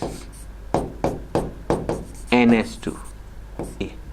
ठीक है, तो एक मेरे पास मिल जाएगा, पैरा पे अब अमीन लगा है तो पैरा अमीनो एजोबेंजीन, एजोबेंजीन। तो दो हमें ये डाई मिलती हैं और इनका कलर कैसा होता है, ये होता है ऑरेंज डाई, ऑरेंज डाई, और ये होता है येलो डाई, येलो डाई। अगर नाम भूलने की कोशिश करें तो जहां पे फिनॉल का ओ लगा है तो ओ का मतलब ऑरेंज से ध्यान रहेगा आपको, दूसरा वाला येलो रहेगा। ठीक, अच्छा ये है। और ये फिर अगर बोलें कि एल्कोहल के बाद ये फिर कहीं से एजोडाई टेस्ट नहीं दे पाता है तो हम यहाँ सीधा लिख देंगे, यहाँ पे हम फिर सीधा ऐसे बताने के लिए आपको बताया था हमने, तो यहाँ पे हम ऐसे बोल दे रहे हैं, यहाँ पे एजोडाई टेस्ट अगर हम कराएं तो नो रिएक्शन, क्योंकि एल्कोहल बनाने के बाद ये आगे कोई रिएक्शन देता है, एजोडाई टेस्ट नहीं देता है। और जबकि यहाँ पे एजोडाई टेस्ट ये दे रहा है, एजोडाई टेस्ट कराया तो ये ऑरेंज डाई या येलो डाई दे सकता है, तो और ये एजोडाई टेस्ट को कौन देता है, तो इसका मतलब हम बोल सकते हैं कि जो हमारे पास ये प्राइमरी एलिफेटिक अमीन है does not give the azo dye test while the aromatic primary amine aniline give the azo dye test. तो यहाँ पे दोनों को डिस्टिंग्विश कैसे किया जा सकता है, एजोडाई टेस्ट से, पर हिंसवर्क दोनों दे जाएंगे। ठीक है, तो पर डिस्टिंग्विश नहीं कर सकते, तो ये ध्यान रखना, इसमें पेपर में कोई एक करके आना। ठीक है, नेक्स्ट अगला है the reaction of ammonia with the, ammonia की रिएक्शन है large access of methyl chloride. अभी बताया था आपको, अमोनोलिसिस बोलते हैं इसको, क्या बोलते हैं, अमोनोलिसिस। तो अमोनोलिसिस में क्या है अपने पास, मिथाइल क्लोराइड एक्सेस में, तो मैं इसको ऐसे कर दे रहा हूं, ठीक है ना, समझाने के लिए। अमोनिया अभी मैंने बताया था आपको, ये सर NH2 NH, इसमें एक H इधर कर दिया, NH3 लिखा हुआ है, मिथाइल क्लोराइड को ऐसे लिख दिया। ठीक है, और यहाँ से सबसे पहले HCl बाहर जाएगा, तो यहाँ से प्राइमरी अमीन मिल जाएगा CH3 NH2, जिसको मैं ऐसे लिख रहा हूँ। फिर से फर्दर हम मिथाइल क्लोराइड की रिएक्शन करेंगे, क्वाटनरी अमोनियम सॉल्ट मिलता है, सबको पता है। यहाँ से तो क्या मिल जाएगा, CH3 का होल ट्वाइस, और यहाँ मिल जाएगा NH। फिर से रिएक्शन करेंगे मिथाइल क्लोराइड के साथ, SN2 करते हैं यहाँ से, तो HCl आपका बाहर जाएगा, यहाँ से भी क्या मिल जाएगा, CH3 का होल थ्राइस और N मिल जाएगा। फर्दर हम लोग रिएक्शन करेंगे CH3Cl के साथ, तो अब इसके लोन पेयर यहाँ पे न्यूक्लियोफिलिक अटैक करा के Cl माइनस को बाहर निकालेंगे, तो यहाँ पे मेरे पास CH3 का whole 4 plus and Cl minus, तो ये मेरे पास एक क्वाटरनरी अमोनियम सॉल्ट मिलेगा। क्या मिलेगा, क्वाटरनरी अमोनियम सॉल्ट।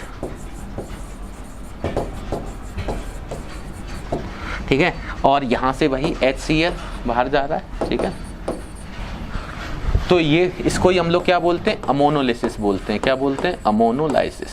ठीक, अच्छा, तो यहाँ से मेरे पास क्या मिल रहा है, इसका नाम क्या है, टेट्रा मिथाइल। ठीक है, अमोनियम क्लोराइड, तो ये इसका नाम क्या लिखा जाएगा, 4 मिथाइल तो टेट्रा मिथाइल। अमोनियम की तरीके से डेरिवेटिव है। यहाँ पे एक चीज बताओ, ये N भी तो है, हाँ, तो क्या कर रहे हैं गुरु, यहाँ पे हम सही लिखो ना, ये आया इस पे N, फिर ये इस पे प्लस आएगा ना, लॉन पेयर इसने डोनेट की तो इस पे डिफिशियंसी आएगी एंड Cl माइनस, तो NH4 की तरीके से ये भी है, तो टेट्रा मिथाइल अमोनियम और क्या है, क्लोराइड। तो ये इसका नाम बन गया। अब वो कंपाउंड दे सकता है, नाम दे सकता है, सीधा क्वाटनरी लिख सकता है, तो टेट्रा मिथाइल अमोनियम क्लोराइड यहाँ पे ये मिलेगा। ठीक है, और वैसे भी आपको पता है कि जब कभी भी अमोनिया की रिएक्शन हम लोग क्या कराते हैं, अमोनिया की रिएक्शन अगर हम किससे, एल्काइल हैलाइड से कराते हैं, एल्काइल हैलाइड, ठीक है ना, तो SN2 के थ्रू क्या होता है हमारे पास, और ये किस में है, एक्सिस में, तो यहाँ पे अमोनोलिसिस के दौरान क्या मिलता है हमें, क्वाटनरी अमोनियम सॉल्ट। अगर वो यहाँ पे इसके मोल फिक्स कर दे एल्किल हैलाइड के, मान लो आपसे कहता है 1 मोल, तो आप कहाँ तक जाते, प्राइमरी अमीन तक जाते। आपसे कहता है 2 मोल, तो आप कहाँ तक जाते, सेकेंडरी। आपसे कहता है 3 मोल, तो कहाँ तक जाते, 3। भाई 1 मोल यूज किया, यहाँ पे दूसरा मोल यूज कर लिया, यहाँ पे तीसरा मोल यूज कर दिया, यहाँ पे चौथा मोल यूज कर देंगे तो क्वाटनरी तक जाएंगे, इससे ज्यादा चांस नहीं होते। क्वाटनरी अमोनियम सॉल्ट बनाता है। तो कभी कभार ऐसे भी बोल सकता है कि 2 इक्विवेलेंट दिए हैं एल्किल हैलाइड, तो आप कहाँ तक जाएंगे, यहाँ 3 इक्विवेलेंट तो टर्सरी तक जाएंगे, 1 इक्विवेलेंट तो प्राइमरी तक जाएंगे, और एक्सेस में दे दे तो क्वाटनरी तक पहुंचेंगे। ठीक है, ये भी ध्यान रखना। नेक्स्ट रिएक्शन का नाम क्या होता है, अमोनोलाइसिस। ठीक, पीछे टिक कर दिया था ना आंसर। ठीक, कह रहा बेंजीन डाइजीनियम क्लोराइड ऑन हाइड्रोलिसिस। आपको पता है ये है बेंजीन डाइजीनियम क्लोराइड, अभी बताया था। बेंजीन डाइजीनियम क्लोराइड ये होता है, डाई एजोटाइजेशन के थ्रू इसका फॉर्मेशन होता है। जब हम लोग एनिलीन की रिएक्शन HNO2 किसका मिक्सचर होता है, NaNO2 प्लस HCl का, 0 से 5 डिग्री सेल्सियस लो टेम्परेचर पे क्या होता है, यहाँ पे एक क्या बनता है, स्टेबल बोलो डाइजीनियम सॉल्ट मिलता है, बेंजीन डाइजीनियम सॉल्ट।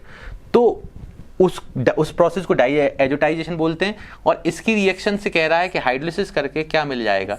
तो आपको सबको पता है कि भैया हाइड्रोलिसिस के बाद हमें क्या मिलना है, फिनॉल मिलना है। क्या मिलना है, फिनॉल मिलना है। क्यों, क्योंकि हाइड्रोलिसिस में आपके पास यहाँ पे क्या होगा, वार्म वाटर यूज करते हैं हम लोग, वार्म वाटर। तो यहाँ पे अपने को पता है कि वार्म वाटर में क्या होगा, एक HCl बाहर जाएगा, हाँ, N2 गैस यहाँ से इवॉल्व होगी, हाँ, और जो वाटर का H है देखो H plus Cl minus OH minus, तो यहाँ पे अपने पास HCl यहाँ से बाहर जाएगा, N2 बाहर जाएगा, OH यहाँ पे अटैक करके यहाँ से फिनॉल बना लेगा। ठीक है, केवल समझाने के लिए बताते हैं, मैकेनिज्म में इस तरीके से नहीं होता है जिस तरीके से बताया जाता है। ठीक है, वो भी हमने आपको चीजें समझाई हैं सारी। ये फिनॉल है और ये मेरे पास क्या है, बेंजीन डाइजीनियम क्लोराइड है। तो यहाँ से फिनॉल देख लो कहीं है, ए ऑप्शन क्लियर है। वार्म वाटर से इसका हाइड्रोलिसिस कराते हैं। ठीक है, next, which of the following would not be good choice for reducing nitrobenzene to aniline.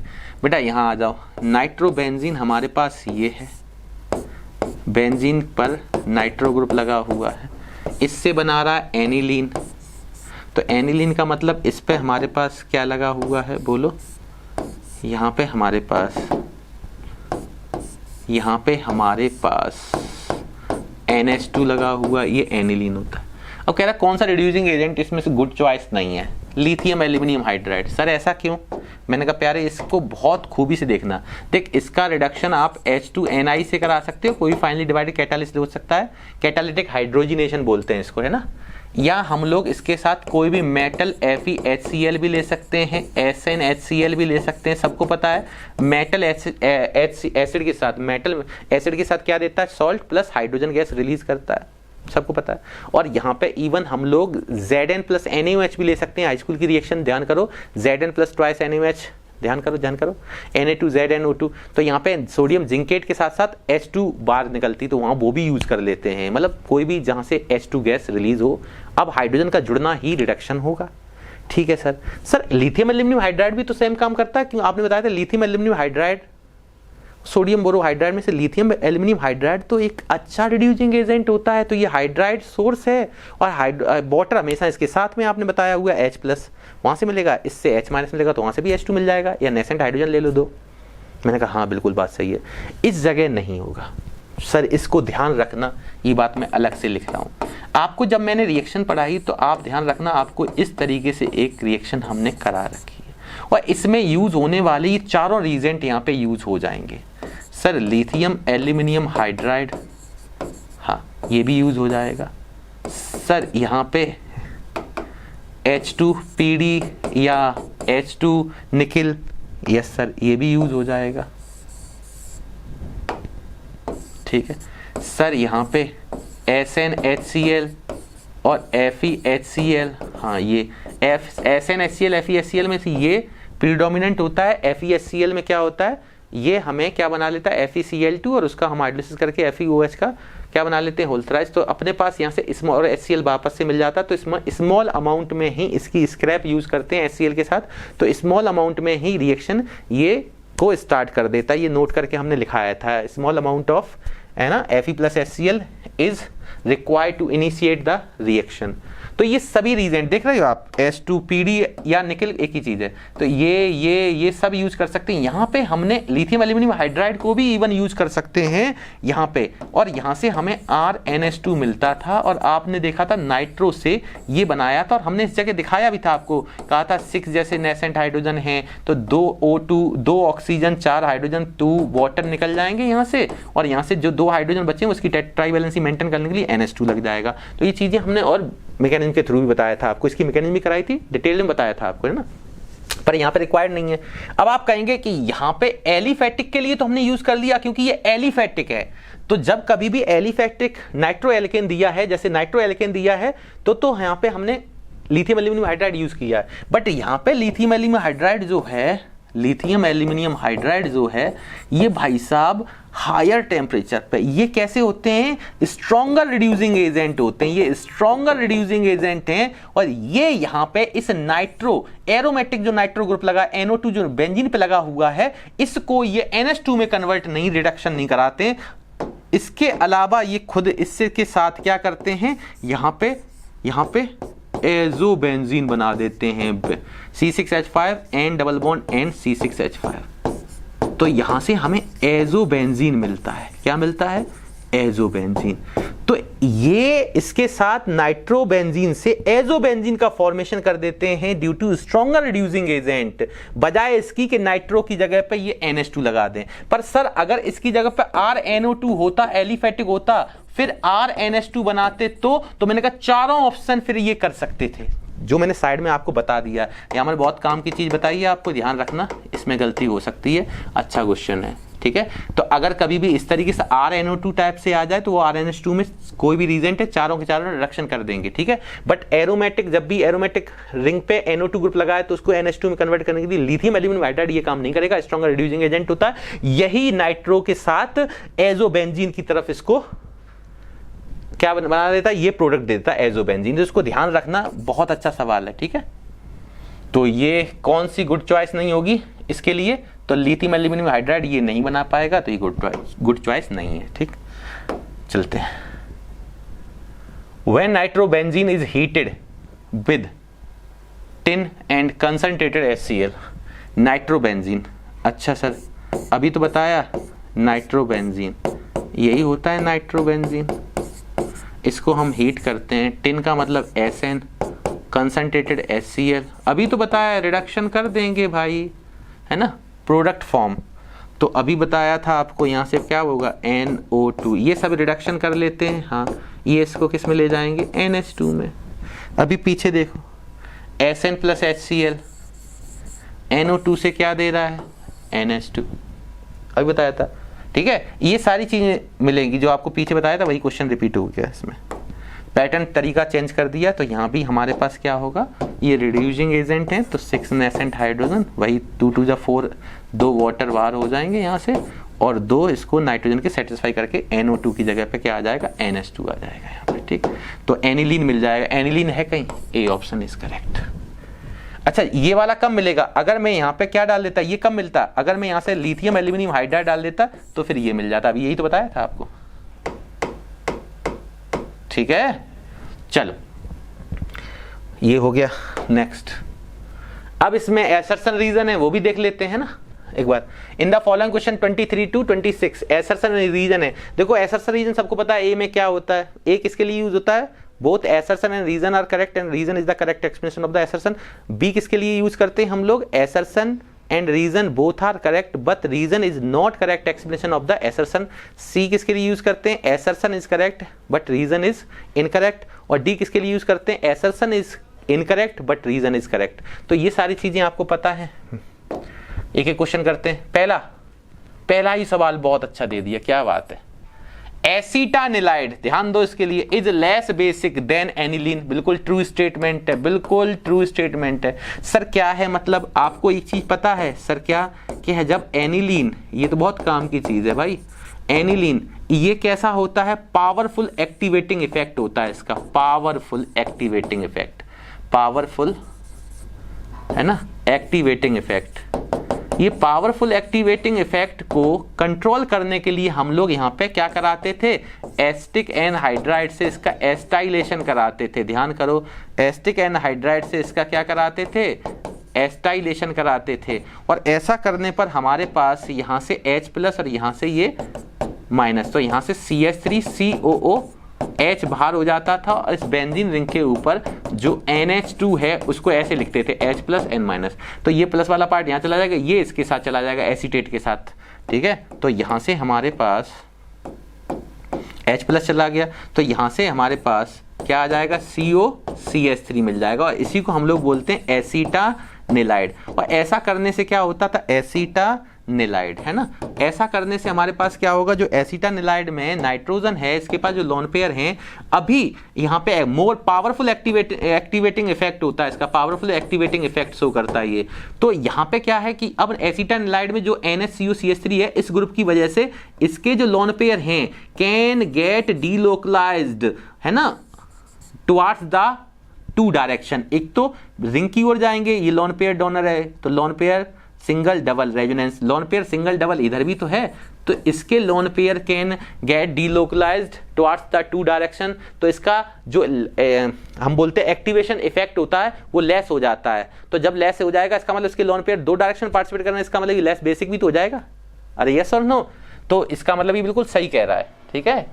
एस्टाइलेशन of aniline results in decrease of electron density on nitrogen, बिल्कुल बात सही है। जब दो डायरेक्शन में इसके लोन पेयर क्या करेंगे, अपने लोन पेयर को शिफ्ट करा सकता है वो COCH3 की तरफ भी और रिंग की तरफ भी। तो इसका मतलब ये दो डायरेक्शन में डिवाइड हो गए, तो फिर इसकी इलेक्ट्रॉन डेंसिटी कैसी हो जाएगी, नाइट्रोजन पे खुद के इलेक्ट्रॉन ही तो भेजे होंगे, तो इलेक्ट्रॉन डेंसिटी क्या हो जाएगी, कम हो जाएगी। तो ये बात बिल्कुल सही है, इसका करेक्ट एक्सप्लेनेशन भी है।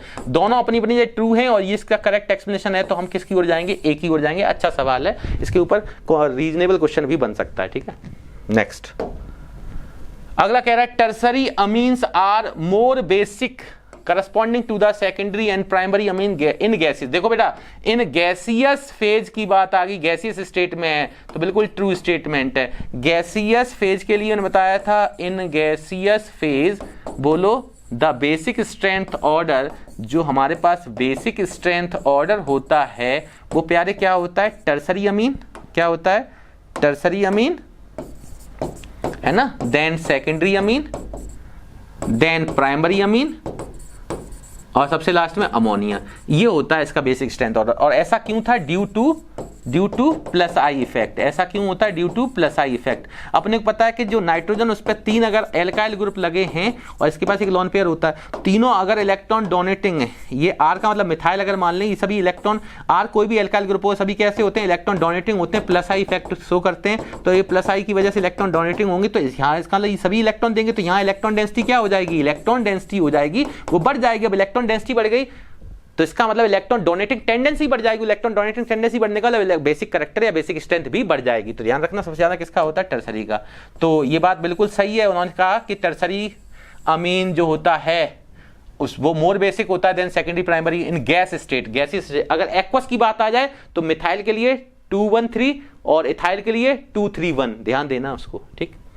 तो इसमें देख लेते हैं, tertiary amine have 3 alkyl group which cause plus I effect. बिल्कुल यही तो पता है, प्लस आई इफेक्ट। इसमें 3 होते हैं, इसमें 2 होंगे, इसमें 1 होगा, उसमें कोई भी नहीं होगा। तो इस वजह से ही ये भी ट्रू है और इसका करेक्ट एक्सप्लेनेशन है। तो मैं फिर से एक ही ओर जाऊंगा, assertion and reason both are correct and reason is the correct explanation of assertion, then answer is A। क्या कह रहा है, बॉइलिंग पॉइंट इसका is higher than that of ये। पहली बात तो ये क्या है सर, ये प्राइमरी अमीन है, और ये क्या है सर, ये टर्सरी अमीन है। कितनी गंदी बात कर दी, टर्सरी अमीन कब से रखने लगा higher boiling point. Sir boiling point में आपको हमने क्या बताया था कि primary amine then secondary then tertiary, क्योंकि इसके पास आपके पास NH2, ये क्या है R2NH और ये R3N है। इसके पास कितने हाइड्रोजन कनेक्ट हैं, 2। तो इस due to greater extent of hydrogen bonding यहां पे बॉइलिंग पॉइंट ज्यादा होगा। जितना ज्यादा एक्सटेंट ऑफ हाइड्रोजन बॉन्डिंग होगी उतना एसोसिएशन बढ़ेगा, मतलब मॉलिक्यूलर वेट बढ़ेगा, उतना ज्यादा बॉइलिंग पॉइंट होगा। यहां पे एक हाइड्रोजन है तो इससे कंपैरिजन में कम यहां पे हाइड्रोजन बॉन्डिंग होगी, less extent of hydrogen bonding. और यहां तो हाइड्रोजन प्रेजेंट ही नहीं है, तो देख के नॉट फॉर्म हाइड्रोजन बॉन्डिंग। तो अगर हाइड्रोजन बॉन्डिंग नहीं होगी तो इसका एसोसिएशन केस नहीं बनेगा, मतलब बॉइलिंग पॉइंट कम होना चाहिए। तो भाई साहब ने तो सरासर बड़ा गलत बात कर दी और पीछे कॉन्सेप्ट बता के आए, ध्यान से क्वेश्चन लगाया कर। इसीलिए तो यहां पे ये हायर वर्ड लिख दिया, तो ये फॉल्स स्टेटमेंट, और पहला फॉल्स है, ठीक है। इसमें दूसरा लिखा hydrogen bonding is more extensive in, yes. Primary में मोर एक्सटेंसिव होता है, यस। आपको होता है 2 हाइड्रोजन प्रेजेंट होते हैं, तो greater extent of hydrogen bonding किसमें होती है, प्राइमरी। तो दूसरा वाला कैसा है, ट्रू स्टेटमेंट है। पहला फॉल्स, दूसरा ट्रू, किधर जाओगे, डी की ओर, ठीक है। Next, aromatic primary Amin can not be prepared by Gabriel phthalimide synthesis. बिल्कुल ट्रू स्टेटमेंट है।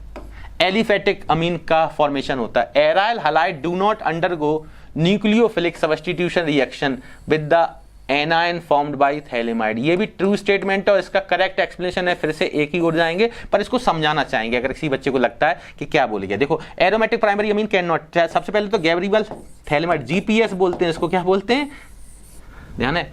हॉफमैन ब्रोमाइड को हम लोग क्या बोलते हैं, Hoffmann bromide degradation, happy birthday अपनी तरीके से ना। कार्बोलामीन टेस्ट कैट, हिंसबर्ग में हसीन, गैब्रियल थैलेमाइड सिंथेसिस में जीपीएस, ये हमारे तुम्हारे कोड वर्ड है ना, तो इनको ध्यान रखो। जीपीएस का गैब्रियल थैलेमाइड सिंथेसिस। तो इसमें सबसे पहले हम आपको दिखा दे रहे हैं, आपको रिएक्शन भी रिवाइज हो जाएगी। तो यहाँ पे थैलेमाइड क्या होता है आपको ध्यान है, और थैलेमाइड भी कैसे बनता है वो भी हम बता चुके हैं। तो आगे आएगा, ये सारी चीजें करा रहे हैं आपको। तो जैसे मैंने यहाँ लिया है, ये मेरे पास क्या है, थैलेमाइड है, क्या है, ध्यान रखना थैलेमाइड है, थैलेमाइड नहीं है, या आइमाइड है, ये ध्यान देना, बहुत से बच्चे गलती करते हैं। यहाँ पे इसकी रिएक्शन हमने कैसे करा दी, एक्वस KOH से करा दी। हाँ, तो यहाँ पे न्यूक्लियोफिलिक अटैक करा दो आप, O- का यहाँ पे अटैक होगा, है ना, बोलो, सॉरी ये तो यहाँ पे बेस है ना, तो ये H+ लेगा और ये दोनों इलेक्ट्रॉन यहाँ पे देके माइनस निकल जाएगा। इस पे प्लस है तो इसके साथ सॉल्ट बना लेगा, ठीक है। तो इसके साथ हमारे पास क्या सॉल्ट आ जाएगा, पोटेशियम थैलेमाइड बना लेगा। क्या बन जाएगा, पोटेशियम थैलेमाइड बन जाएगा। हाँ सर, ये क्या बन गया, पोटेशियम थैलेमाइड। ये K+ है और ये माइनस है, this is called potassium phthalimide. उसके बाद हम लोगों को पता है यहाँ से क्या कराते हैं, RX। ये RX कौन सा होगा, जो SN2 दे, ध्यान रखना वही RX लेंगे। इसलिए यहाँ लिखा है कि aryl halide do not undergo nucleophilic substitution reaction, क्योंकि एराइल हलाइड में SN2 रिएक्शन नहीं देते हैं ड्यू टू स्टेरिक हिंड्रेंस, ध्यान है। और वहाँ पे C और X के बीच में पार्शियल डबल बॉन्ड करेक्टर आ जाता है, जिसको बॉन्ड को ब्रेक करना कैसा होता है, डिफिकल्ट होता है। तो इसलिए यहाँ पे हम लेके चलेंगे ये प्राइमरी टाइप का एल्किल हलाइड ले लेंगे, लेस स्टेरिकली हिंडर्ड, ठीक है। यहाँ पे तो यहाँ से ये न्यूक्लियोफिलिक अटैक यहाँ पे करेगा SN2 में बैक साइड, और इस तरीके से X- निकलेगा। हाँ, तो यहाँ पे मेरे पास क्या मिल जाएगा, ये KX बार हो जाएंगे। हाँ सर, यहाँ से KX बार हो गया। और अब मेरे पास जो मिल रहा है उसको लिखते हैं यहाँ पे, ठीक है सर। अब अपने पास क्या मिला, मैंने कि देखो गौर से, C double bond O, C double bond O, यहाँ पे क्या है N और R। इसी का नाम क्या होगा सर, N एल्काइल, N पे R लगा है तो कोई भी R लगा होगा, alkyl, methyl, ethyl, propyl, butyl, N alkyl, और थैलेमाइड बोलते हैं, क्या बोलते हैं, थैलेमाइड, ठीक है। N एल्काइल थैलेमाइड, ध्यान देना बहुत आराम से, ठीक है। N एल्काइल थैलेमाइड मिल गया ये मेरे को, ठीक है, ये N एल्काइल थैलेमाइड मिल गया, ठीक है सर, बढ़िया। अब यहाँ पे आ जाओ, इसके बाद क्या करते हैं, 2 बार SN2 करा दो यहाँ पे, ट्वाइस मोल KOH के लेके यहाँ पे 2 बार SN2 करा दो। पहली बार वही OH-, ध्यान है, यहाँ पे अटैक करेगा, ये बॉन्ड ब्रेक होगा, फिर ये है ना, ध्यान करो ध्यान करो, यहाँ पे इस पे प्लस आएगा, इस पे माइनस आएगा, बोलो ऐसा होगा कि नहीं होगा। तो यहाँ से अपने पास इस तरीके से हमने आपको सिखाया था मैकेनिज्म, बट यहाँ पे हम डायरेक्ट कर लेते हैं, क्या है, 2 बार करा रहे हैं तो दोनों बार किस तरीके से करेंगे देखें। अब अपने पास ये है, यहाँ पे ये चीज है, तो ये बॉन्ड ब्रेक करो सबसे पहले। हाँ, यहाँ पे OK दे दो, एक O- K+ होता है, सबको पता है। हाँ, और इसकी तरफ H+ दे दो, ठीक, ये H+ और OK- में तोड़ दिया। इस वाले बॉन्ड को ब्रेक करो, दूसरे वाले को, हाँ सर, इस वाले को बॉन्ड को ब्रेक करो, यहाँ OK दे दो, हाँ, और यहाँ पे H+ दे दो, तो ये वाला पार्ट RNS2 अलग हो जाएगा। हाँ सर, यहाँ वाला पार्ट क्या हो गया, अलग हो गया। तो यहाँ पे मेरे को एक तो सॉल्ट मिल गया, ठीक है, C double bond O OK, एक OK यहाँ, एक OK यहाँ, सब कुछ OK। तो आगे बढ़ जाओ, ठीक है। अब ये मेरे पास अगर H लगा देंगे तो ये थैलिक एसिड है, और यहाँ पे अगर पोटेशियम लगा तो पोटेशियम थैलिक एसिड हो जाएगा। अब यहाँ पे मेरे पास पोटेशियम थैलेट भी बोल सकते हैं। यहाँ पे मेरे पास क्या आ जाएगा, ये थैलिक एसिड का सॉल्ट है, potassium salt of phthalic acid बोल सकते हैं। और यहाँ पे मेरे पास एक है RNS2, तो यहाँ पे मेरे पास RNS2 है, और ये कैसा है, प्राइमरी एलिफेटिक अमीन है, प्राइमरी एलिफेटिक अमीन यहाँ से मिलता है इस तरीके से। तो ये गैब्रियल थैलेमाइड रिएक्शन में प्राइमरी एलिफेटिक अमीन, क्योंकि यहाँ पे जो न्यूक्लियोफिलिक अटैक करता था, अगर यहाँ पे एराइल हलाइड होता तो पहली बात, एराइल हलाइड में अगर यहाँ पे बेंजीन रिंग का ऐसे करके आप एराइल हलाइड लेते तो यहाँ पे lone pair, bond pair, repulse, यहाँ पे क्या होता है, लोन पेयर सिंगल डबल की वजह से रेजोनेंस में यहाँ पे पार्शियल डबल बॉन्ड आ जाता है, जिसको बॉन्ड को ब्रेक करना डिफिकल्ट होता है। इधर से स्टेरिक हिंड्रेंस भी बढ़ रही थी, तो यहाँ से SN2 रिएक्शन आसानी से नहीं हो पाती थी, लेस स्टेरिक हिंड्रेंस में SN2 फास्टर होती है, पता है। तो ये सारी चीजें देखनी है। तो ये दोनों स्टेटमेंट क्यों सही हैं, और क्यों करेक्ट एक्सप्लेनेशन है, वो सारी चीज़ें भी मैंने आपको रिवाइज करा दी, एक बार घर पे आराम से देखना, ठीक है। तो आज इस लेक्चर में इतना ही रखते हैं, अगले लेक्चर में काफ़ी सारे अच्छे क्वेश्चंस के साथ मिलते हैं। और इस लेक्चर को आप क्या करेंगे, जब भी क्वेश्चन करें तो कॉन्सेप्ट के रिवीजन के साथ ही करें, जल्दबाजी ना करें, क्योंकि आपको पता नहीं कि इस एक सवाल में जो कॉन्सेप्ट हम बता रहे हैं वो अगले सवाल में हो सकता है यूज हो जाए, ठीक है। तो घर पे बैठे मेहनत करते रहिए, स्ट्रेस कम लें, भले बोर्ड एग्जाम पास आ रहे, बस अपने मेहनत पे भरोसा रखें, है ना। तो पूरी मेहनत करके जाएं, अपना 100% दें, ठीक है, और स्वस्थ मन से घर पे पढ़ते रहें। मिलते हैं नेक्स्ट लेक्चर के अंदर, तब तक के लिए जय हिंद, जय भारत, थैंक यू प्यारे बच्चों।